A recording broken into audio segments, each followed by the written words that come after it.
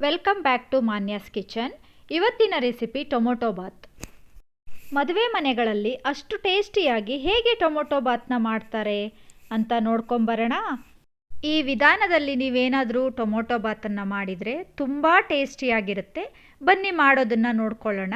ನಾನಿಲ್ಲಿ ಒಂದು ಕುಕ್ಕರ್ನ ಇಟ್ಕೊಂಡಿದ್ದೀನಿ. ಅದಕ್ಕೆ 5 ಟೇಬಲ್ ಸ್ಪೂನ್ನಷ್ಟು ಎಣ್ಣೆ, ಹಾಗೆಯೇ 2 ಟೇಬಲ್ ಸ್ಪೂನ್ನಷ್ಟು ತುಪ್ಪವನ್ನು ಹಾಕ್ಕೊಂಡಿದ್ದೀನಿ.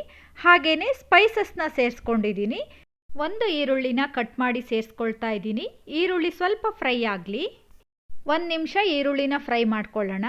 ಹಾಗೆಯೇ 1 ಟೇಬಲ್ ಸ್ಪೂನ್ನಷ್ಟು ನಾನಿಲ್ಲಿ ಜಿಂಜರ್ ಗಾರ್ಲಿಕ್ ಪೇಸ್ಟ್ನ ಹಾಕ್ಕೊಳ್ತಾ ಇದ್ದೀನಿ. ಇದು ಚೆನ್ನಾಗಿ ಎಣ್ಣೆಯಲ್ಲಿ ಫ್ರೈ ಆಗಬೇಕು. 1-2 ನಿಮಿಷ ನೀಟಾಗಿ ಫ್ರೈ ಮಾಡ್ಕೊಳ್ಳೋಣ.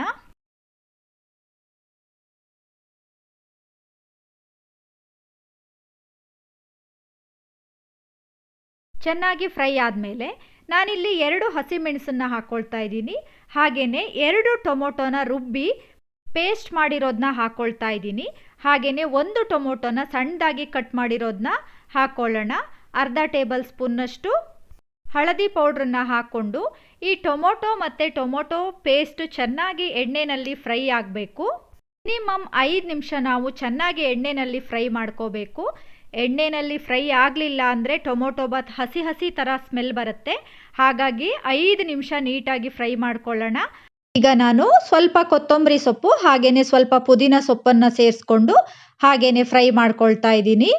ನಾವು ಎಲ್ಲ ಮಸಾಲವನ್ನು ಎಣ್ಣೆಯಲ್ಲಿ ಚೆನ್ನಾಗಿ ಫ್ರೈ ಮಾಡಿದರೆ ಮಾತ್ರ ಟೊಮೊಟೊ ಬಾತು ಚೆನ್ನಾಗಿ ಟೇಸ್ಟ್ ಬರುತ್ತೆ.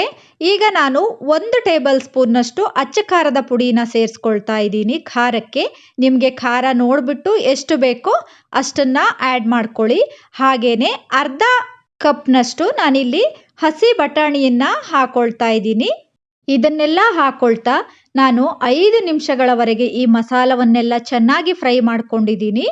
ಈಗ ನಾನು ಅರ್ಧ ಗಂಟೆ ನೀರಲ್ಲಿ ನೆನೆಸಿಟ್ಟಿರೋಂಥ ಅಕ್ಕಿಯನ್ನು ನಾನು ಇದಕ್ಕೆ ಸೇರಿಸ್ಕೊಳ್ತಾ ಇದ್ದೀನಿ. ನಾನಿಲ್ಲಿ ನಾರ್ಮಲ್ ನಾವು ಊಟ ಮಾಡೋವಂಥ ಸೋನಾ ಮಸೂರಿ ಅಕ್ಕಿಯನ್ನೇ ಬಳಸ್ತಾ ಇದ್ದೀನಿ. ನಿಮಗೆ ಬೇಕು ಅಂತ ಅಂದರೆ ಬಾಸುಮತಿ ರೈಸನ್ನು ಬಳಸ್ಬೋದು. ಯಾವುದೇ ಅಕ್ಕಿ ಆದರೂ ನಾವಿಲ್ಲಿ ಅರ್ಧ ಗಂಟೆಯಷ್ಟು ಕಾಲ ನೀರಲ್ಲಿ ನಾವು ನೆನೆಸಿಟ್ಕೊಂಡು ಹಾಕಿದರೆ ರೈಸು ಉದ್ರುದ್ರಾಗಿ ಆಗುತ್ತೆ ಅಂತ ಅಷ್ಟೇ. ನಾನಿಲ್ಲಿ ಬಿಸಿ ನೀರನ್ನು ಹಾಕ್ಕೊಳ್ತಾ ಇದ್ದೀನಿ. 2 ಗ್ಲಾಸ್ನಷ್ಟು ಅಕ್ಕಿಗೆ ನಾನಿಲ್ಲಿ 4 ಗ್ಲಾಸ್ನಷ್ಟು ನೀರನ್ನು ಹಾಕ್ಕೊಳ್ತಾ ಇದ್ದೀನಿ.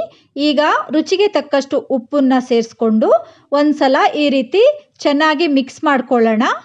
ಈ ರೀತಿಯಾದ ಟೊಮೊಟೊ ಬಾತನ್ನು ನೀವು ಮನೆಯಲ್ಲಿ ಮಾಡಿದರೆ ಖಂಡಿತ ಎಲ್ಲರೂ ನಿಮ್ಮ ಮನೆಯಲ್ಲಿ ಇಷ್ಟಪಟ್ಟು ತಿಂತಾರೆ. ನೋಡಿ ಒಂದ್ಸಲ ನಿಮ್ಮ ಮನೆಯಲ್ಲೂ ನೀವು ಟ್ರೈ ಮಾಡಿ. ಈಗ ಚೆನ್ನಾಗಿ ಒಂದ್ಸಲ ಈ ರೀತಿ ಕುದಿ ಬಂದಮೇಲೆ ಲಿಡ್ನ ಕ್ಲೋಸ್ ಮಾಡಿ 3 ವಿಷಲ್ನ ಕೂಗಿಸ್ಕೊಳ್ಳೋಣ.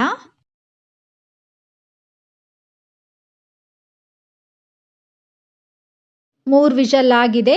ಈಗ ನೋಡಿ ಲಿಡ್ನ ಓಪನ್ ಮಾಡಿ ಒಂದ್ಸಲ ಈ ರೀತಿ ಮಿಕ್ಸ್ ಮಾಡಿಕೊಂಡ್ರೆ ಸೂಪರ್ ಆಗಿರೋ tomato bath ready to serve.